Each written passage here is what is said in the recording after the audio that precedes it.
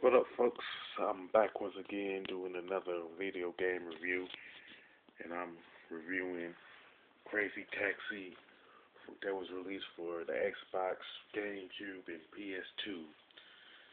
Now, originally, Crazy Taxi was released in the arcades by Sega, and then it was later ported for the Sega Dreamcast. Then later on, it was released for the Xbox, GameCube, and PS2. Now with these, now with the particular version that I'm reviewing right now, it was Sega hired Acclaim to do the game. And the premise is pretty much simple. You pretty much select a cabbie to take as many people as possible to that destination while making a crazy amount of money. And what happens, the way you make money is you pass by different cars and trucks and stuff, along with plus you also make money by jumping in your cab and sliding. And pretty much the series. Plus the game has pretty much three different modes: arcade mode, original mode, and a crazy box. Now with the arcade mode, you pretty much select one of three different time limits: 3 minutes, 5 minutes, and 10 minutes. And I think this particular mode is the one you will find in the arcade version of Crazy Taxi. And then there's the original version where the time limit is anywhere between 45 and 70 seconds. Now you can adjust that by going to the option menu, along with adjusting things like the amount of traffic and the control style.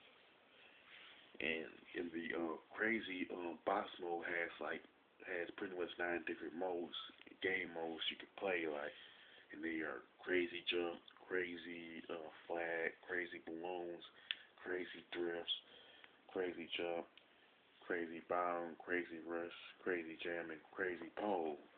Now, before going into after you select arcade and after selecting one of the modes, whether it be arcade, original, or crazy bot, you pretty much get to select 4 cabbies, who are Axel, BD Joe, Gina, and Gus. And all of them have a different cab in terms of the makes and models of the cab.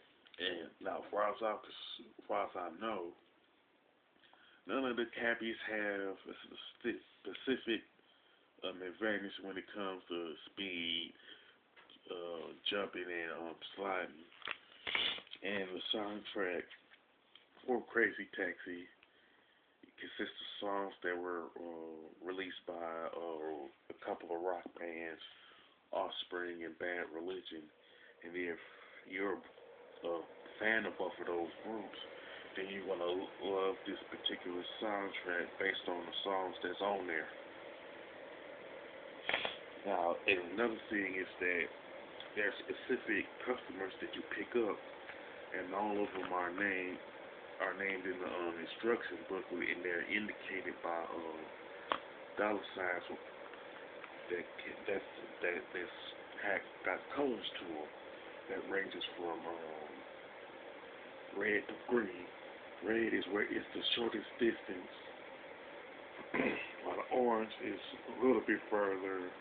Yellow is like in between them. It's kind of like yellow is a pretty good distance away. It's equivalent to a place that's I guess 30. It takes 30 minutes to get there driving, and then the green is the furthest. Is the destination where it's the furthest away. Like if it's and pretty much course, the more money you make, the higher your total is. And if you make a certain amount of money after time is up and you're in first place, you pretty much see the credits roll after you've done with the game. This one is pretty much in the original mode, because I don't think you gonna make like over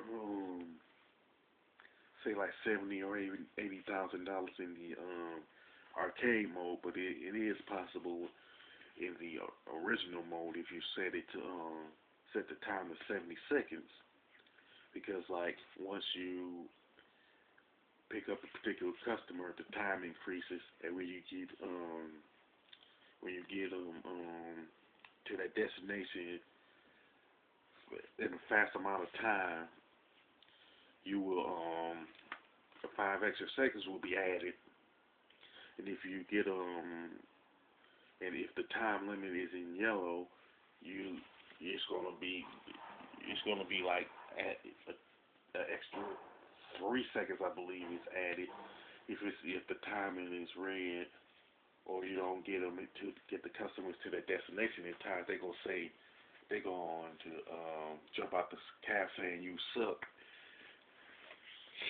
Now, as far as the graphics and level design is concerned, they are pretty good, and the city that you're in is big enough to get as many people to their destination as possible, and to make as much money as possible.